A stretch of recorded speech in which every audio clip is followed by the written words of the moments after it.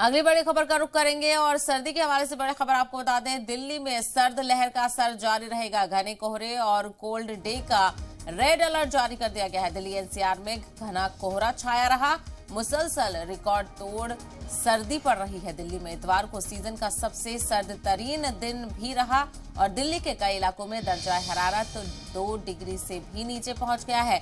शदीद सर्दी की वजह से लोग ले रहे हैं अलाव का सहारा। दिल्ली में बढ़ती ठंड के चलते स्कूलों की छुट्टी में भी इजाफा कर दिया गया है। 15 जनवरी तक सभी स्कूल बंद रहेंगे। 8वीं क्लास तक के सभी स्कूलों को 15 जनवरी तक बंद रहने के अहकाम जारी कर दिए गए हैं और दिल्ली समेत कई शहरों में 8वीं क्लास तक की छुट्टियों का ऐलान कर दिया गया। तो शदीद सर्दी का कहर देखने को मिल रहा है। लगातार सर्द तरीन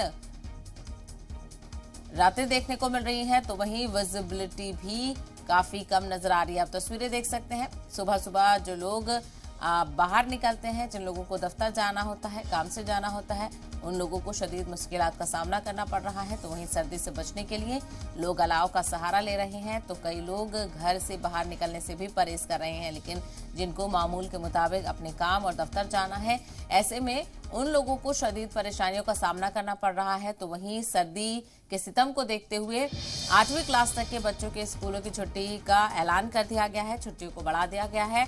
15 जनवरी तक छुट्टियों का ऐलान कर दिया गया है। तो शदीद सर्दी देखने को मिल रही है। घना कोहरा लगातार देखने को मिल रहा है। ऐसे में ट्रैफिक की आमदोरफ्त पर भी खासा असर पड़ रहा है और दिल्ली में इस वक्त आपको बताते चले रेड अलर्ट जारी कर दिया गया है और भी इजाफा देखने को मिल सकता है। इतवार को सीजन की सर्द तरीन दिन देखा गया, तो वहीं रात में भी टेम्परेचर काफी गिरता हुआ नजर आया। 2 डिग्री से भी कम टेम्परेचर पहुंचता हुआ नजर आ रहा है।